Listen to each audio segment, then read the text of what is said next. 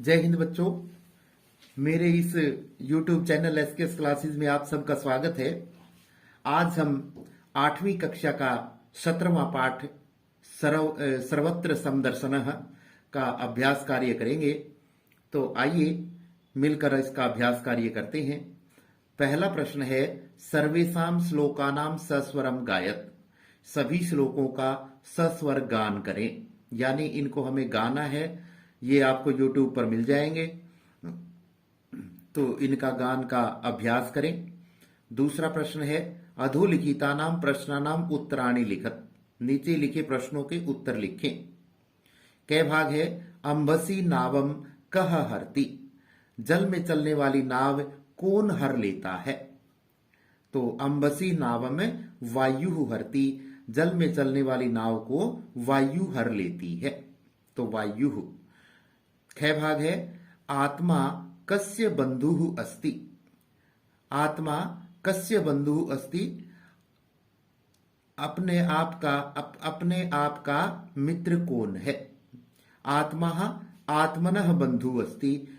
अपने आप की मनुष्य स्वयं अपने आप का मित्र है, तो आत्मनः आ जाएगा इसमें। योग कीदृश अस्ति। योग कैसा है? योग दुख हा अस्ति। दुख को हरने वाला है, तो योग दुख हा अस्ति। घ भाग है, समदर्शनः जनः सर्वभूतानि कुत्र पश्यति। यानी समभाव वाला मनुष्य सभी प्राणियों को कहाँ देखता है? समदर्शनः जनः सर्वभूतानि आत्मनि पश्यति। समभाव वाला मनुष्य सभी प्राणियों को अपने अंदर देखता है, अपने में देखता है। तो आत्म सर्वभूतानि कुत्र के स्थान पर आ जाएगा? आत्मनि। ग भाग है, अभ्यासेन वैराग्येण च किम ग्राह्यते। अभ्यास और वैराग्य से क्या ग्रहण किया जा सकता है? अभ्यासेन वैराग्येण च मनः ग्रह्यते। मन को पकड़ा जा सकता है। च भाग है, योगी कस्मात् अधिको भवति। योगी किससे अधिक होता है? किससे अधिक होता है? योगी तपस्वीभ्यः ज्ञानीभ्यः च अधिको भवति। योगी तपस्वियों और ज्ञानियों से बढ़कर होता है। 6 भाग है, कह जन में प्रिय। कौन मनुष्य मुझे प्रिय है? हर्षामर्ष भयोद्वेगई मुक्तः जनः में प्रिय। कहता है कि सुख दुख और भय क्रोध भय उद्वेग से अतिरिक्त मुक्त व्यक्ति मुझे प्रिय है। जय भाग है, अन्यायेन अर्थ संचयान किम अर्थम ईहन्ते। तो कहता है कि अन्याय से धन का संचय किस लिए किया जाता है? अन्यायेन अर्थ संचयान काम भोगार्थम ईहन्ते। अन्याय से धन का इकट्ठा करना काम भोग विलास के लिए किया जाता है। तीसरा प्रश्न है, मंजूषातः विलोम पदानि चित्वा शब्दानां सम्मुखे लिखत।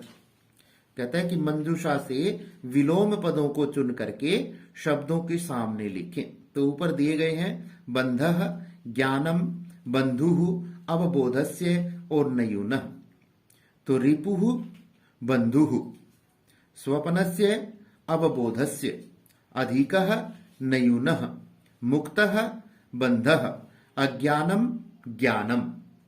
चौथा प्रश्न है, अधोलिखितेषु पदेषु यथापेक्षितम संधि संधि छेदम कुरुत। कहता है कि नीचे लिखे पदों में यथानुसार संधि और संधि विच्छेद करें। तो इसमें दिया गया है, अनु दिया हुआ है, पीछे दिया हुआ है मनो अनु। तो इसमें आ जाएगा मनः जमा अनु। फिर है वायु जमा नावम, वायुर नावम। ये विसर्ग संधि का उदाहरण है। आत्मा जमा एव आत्मैव, वृद्धि संधि का उदाहरण है। तस्मात् योगी ही, तस्माद योगी ही, व्यंजन संधि का उदाहरण है। सतई बद्धाः, तो सतैर बद्धाः, विसर्ग संधि का उदाहरण है। ही जमा आत्मनः, हयात्मनः। ये मैंने लिख दिए है इसके अंदर पहले ही। तो ही जमा आत्मनः हयात्मनः। ये यण संधि का उदाहरण है। लोक युक्त जमा आत्मा लोक युक्तात्मा। दीर्घ संधि का उदाहरण है मतः जमा अधिकः मतो अधिकः। विसर्ग संधि का उदाहरण है लोकात नो द्विजते लोकान नो द्विजते। व्यंजन संधि का उदाहरण है। पांचवा प्रश्न है रेखांकित पदानुसारम प्रश्न निर्माण कुरुत। रेखांकित पदों के आधार पर प्रश्नों का निर्माण करें। कै भाग है तदस्य हर्ति ज्ञानम। तो ज्ञानम है किम आ जाएगा। सर्वत्र समदर्शन है, सर्वत्र के स्थान पर कुत्र आ जाएगा। असंशयम महाबाहो मनो दुर्निग्रम चलम। मनो के स्थान पर यानी ये शब्द है मनः, तो मनः के लिए आ जाएगा कह। कर्मिभ्यस्ताधिको योगी, योगी के लिए कह आ जाएगा। और योगो भवति दुःखः, योगः के स्थान पर कह आ जाएगा। छठा प्रश्न है अधोलिखित पदानाम शब्द लिंग विभक्ति वचनम परिचय लिखत परिचयम लिखत। कहता है कि नीचे लिखे पदों का मूल शब्द लिंग विभक्ति और वचन लिखें। तो पद दिया हुआ है वायु, शब्द है वायु, पुल्लिंग है पुल्लिंगम, प्रथमा विभक्ति है, एक वचनम एक वचन है। फिर नावम, नावम में मूल शब्द है नौ, स्त्रीलिंगम स्त्रीलिंग शब्द है, द्वितीय विभक्ति है और एक वचनम एक वचन है। इंद्रियाणाम, शब्द है इंद्रिय, स्त्रीलिंगम स्त्रीलिंग है, षष्ठी विभक्ति है और बहुवचनम बहुवचन है। अभ्यासेन, शब्द है अभ्यास, नपुंसकलिंगम नपुंसकलिंग शब्द है, तृतीय विभक्ति है, एक वचनम एक वचन है। मनः, मूल शब्द है मनस, पुल्लिंगम पुल्लिंग है, प्रथमा विभक्ति है, एक वचनम एक वचन है।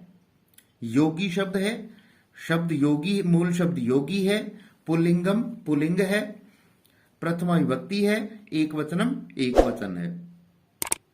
संपदम, संपद शब्द है, स्त्रीलिंगम स्त्रीलिंग है, द्वितीय विभक्ति है और एक वचनम एक वचन है। धृति ही, धृति शब्द है, स्त्रीलिंगम स्त्रीलिंग है, प्रथमा विभक्ति है और एक वचनम एक वचन है। सातवां श्लोक है श्लोकांशान योज्यत। श्लोकों के अंशों को जोड़े, यानी श्लोक की आधी पंक्ति एक तरफ कै स्तंभ में दी गई है और आधी पंक्ति ख स्तंभ में दी गई है, तो हमें इनका मिलान करना है। तो पहली पंक्ति है इंद्रियाणाम ही चरताम कर्मिभ्यस्ताधिको योगी अभ्यासेन तु कौन्तेय असंशयम महाबाहो ईक्षते योग युक्तात्मा और तदस्य हर्ति प्रज्ञाम। एक तरफ दिए हुए ख स्तंभ में वायुर्नावमिवाम्भसि वैराग्येण तु गृह्यते सर्वत्र समदर्शनः तस्मात् योगी भवार्जुन। और ये पंक्ति इसमें गलत दी हुई है, इसमें आएगा मनो दुर्निग्रम चलम। और फिर है यन मनो अनु विधीयते। तो इंद्रियाणाम ही चरताम यन मनो अनु विधीयते। तो अंतिम ख भाग की अंतिम पंक्ति इसके साथ आ जाएगी इंद्रियाणाम ही चरताम यन मनो अनु विधीयते कर्मिभ्यस्ताधिको योगी तस्मात् योगी भवार्जुन। तो ये तस्मात् योगी भवार्जुन दूसरी पंक्ति के साथ आ जाएगा। और फिर है अभ्यासेन तु कौन्तेय वैराग्येण तु गृह्यते, इसके साथ ये पंक्ति आ जाएगी।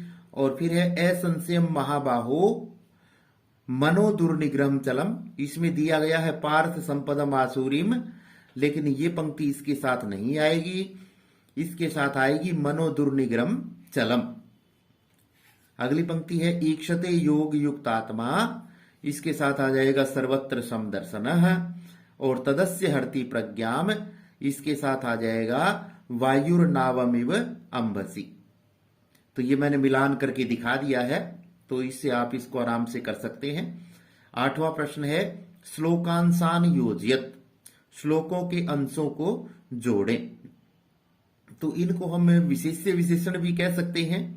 तो मनः चलम, मनः चलम, संपदम दैवीम, इंद्रियाणाम चरताम, और योग युक्तात्मा समदर्शनः, और योगः दुःखहा। तो इनको हम जो पहले दिए गए हैं इनको हम विशेष्य मान सकते हैं, और जो बाद में दिए गए हैं इनको विशेषण मान सकते हैं। 9वां प्रश्न है भिन्न प्रकृतिकम शब्दम चिनुत। जो अलग प्रकृति का है, जो अलग स्वभाव का है, 4 शब्द दिए गए हैं जिनमें से एक शब्द अलग है, उसको हमने यहां पर चुनना है। तो पहले में दिया गया दंभः, दर्पः, अभिमानम, अभिमानः और अज्ञानम। तो यह तीनों शब्द पुल्लिंग के हैं और ये नपुंसकलिंग का शब्द है अज्ञानम। तो अज्ञानम भिन्न प्रकृति का शब्द है अज्ञानम। आगे दिया गया है समदर्शनः, योगः, रिपुः, आत्मनः। पहले समदर्शनः, योगः और रिपु में प्रथमा विभक्ति दी गई है और आत्मनः में षष्ठी विभक्ति है। तो आत्मनः शब्द यहां पर अलग है, तो इसमें आ जाएगा आत्मनः। तीसरा है यह, सह, प्रियः, कह। तो यह, सह, कह सभी सर्वनाम है और प्रिय एक संज्ञा शब्द है, इसलिए प्रियः अलग शब्द है। चौथा है कामः, क्रोधः, योगः और आशा। तो तीनों पुल्लिंग के हैं और जो आशा शब्द है वो स्त्रीलिंग है, इसलिए इसमें आशा आ जाएगा। तो यहां पर पाठ का अभ्यास कार्य समाप्त होता है। धन्यवाद।